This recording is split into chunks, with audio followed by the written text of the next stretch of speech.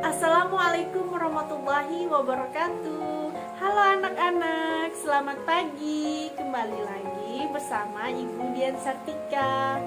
Baiklah, apa kabar semuanya anak-anak? Alhamdulillah baik.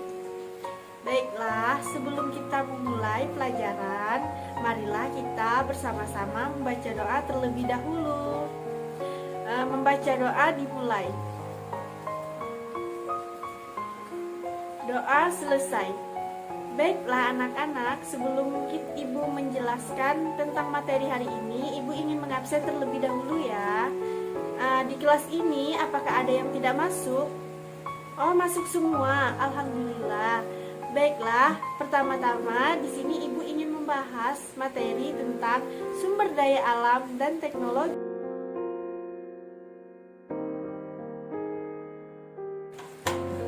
Baiklah, di sini apakah ada yang tahu apa itu sumber daya alam? Oke, baiklah, di sini Ibu ingin menjelaskan sumber daya alam.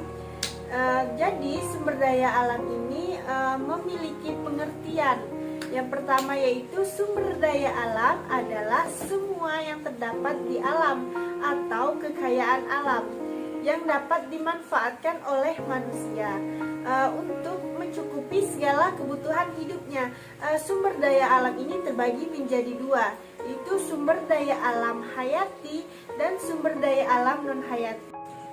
Nah, jadi yang dimaksud dengan sumber daya alam hayati ini juga biasa sering disebut sumber daya alam biotik, yaitu semua yang terdapat di alam berupa makhluk hidup seperti sapi, kambing, dan hewan-hewan lainnya. Sedangkan sumber daya alam non-hayati adalah sumber daya alam abiotik. Nah, jadi sumber daya alam hayati ini bisa disebut juga dengan sumber daya alam biotik, sedangkan sumber daya alam non-hayati disebut dengan sumber daya alam abiotik. Nah, apa itu sumber daya alam abiotik? Jadi sumber daya alam non-hayati atau sumber daya alam abiotik adalah semua kekayaan alam yang dapat dimanfaatkan oleh manusia berupa benda mati. Contohnya seperti pohon kayu. Dari pohon kayu itu bisa manusia olahkan atau dimanfaatkan seperti menjadi kursi, meja, tempat tidur, dan banyak lagi yang bisa dimanfaatkan oleh manusia. Sedangkan sumber daya alam berdasarkan sifatnya yaitu sumber daya alam yang dapat diperbarui dan sumber daya alam yang tidak dapat diperbarui. Contoh dari sumber daya alam yang dapat diperbarui ini merupakan sumber daya alam yang apabila dimanfaatkan dan habis maka dapat dilestarikan kembali. Contohnya air. Selain air ada juga tanah, tumbuhan, dan hewan. Nah, di sini Ibu ingin menjelaskan yaitu tanah. Jika kita menggunakan tanah, contohnya saat kita menanam tanaman. Setelah kita menanam tanaman, tanah yang bekas kita menanam itu bisa kita manfaatkan lagi, kita tanam dengan tanaman atau tumbuhan lainnya. Selanjutnya yaitu sumber daya alam yang tidak dapat diperbarui. Nah, sumber daya alam yang tidak dapat diperbarui adalah sumber daya alam yang apabila dimanfaatkan atau digunakan sampai habis maka tidak dapat diperbarui. Contohnya emas, batu bara, minyak bumi, dan bahan aspal lainnya. Jadi karena jika minyak bumi itu kita ambil secara terus-menerus, dia itu akan habis, dan minyak bumi yang telah kita pakai sekali dia tidak bisa diperbarui kembali. Baiklah anak-anak, selanjutnya kita masuk ke sumber daya alam berdasarkan potensinya. Nah, sumber daya alam berdasarkan potensinya yang pertama yaitu sumber daya alam materi. Sumber daya alam materi ini merupakan sumber daya alam yang dapat dimanfaatkan oleh manusia dalam bentuk fisiknya seperti batu, kayu, kapas, dan sejenisnya. Selanjutnya yaitu sumber daya alam energi.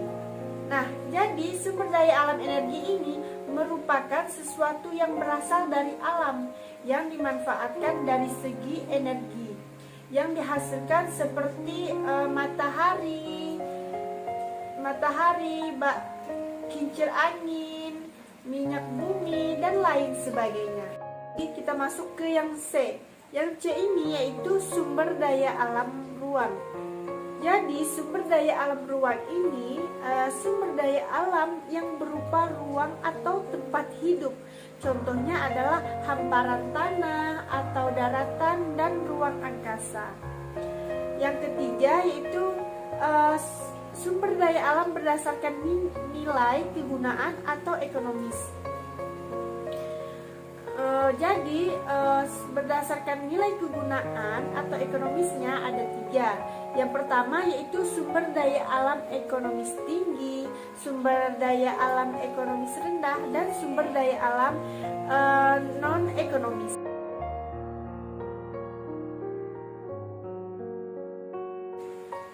Baiklah anak-anak, selanjutnya kita masuk ke materi teknologi. Di sini Ibu ingin menjelaskan tentang teknologi pendidikan.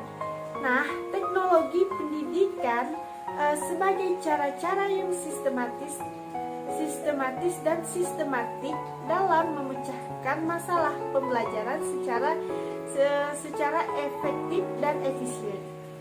Yang pertama yaitu menawarkan cara yang sistematis, bukan versial. Yang kedua, menawarkan berbagai cara, bukan satu cara saja. Jadi di sini ini menawarkan tidak hanya satu cara, tetapi banyak cara. Yang ketiga yaitu menawarkan cara yang runtut atau sistematik, tidak acak-acakan. Yang keempat, menawarkan cara yang terbuka, efektif, dan efisien. Selanjutnya, Ibu akan masuk ke manfaat teknologi dalam pembelajaran. Nah, di sini ada yang tahu apa itu manfaat teknologi dalam pembelajaran. Oke, baiklah. Di sini Ibu ingin menjelaskan. Jadi, dalam keseluruhan sarana untuk menyediakan barang-barang yang diperlukan bagi kelangsungan dan kenyamanan hidup, manfaat teknologi ini dalam proses pembelajaran itu terutama teknologi komputer. Nah, jadi teknologi komputer ini memudahkan para pendidik untuk menjelaskan materi. Seperti Ibu ini menjelaskan materi menggunakan video, baik itu video pembelajaran atau pokoknya yang lebih efektif yaitu tentang video pembelajaran yang bersifat abstrak dan jauh dari penalaran peserta didik, menjadi mudah dijangkau atau dipahami. Nah, setelah Ibu menjelaskan materi tentang sumber daya alam dan teknologi, Ibu akan mengirim link tugas yang akan kalian kerjakan dan dikumpulkan minggu depannya anak-anak. Baiklah, materi kita pada hari ini sampai di sini saja ya anak-anak. Ibu mohon maaf jika pada saat Ibu menjelaskan masih banyak kekurangan. Baiklah, untuk menutup pelajaran kita pada pagi hari ini, marilah kita sama-sama membaca hamdalah. Alhamdulillahirobbil alamin. Wassalamualaikum warahmatullahi wabarakatuh.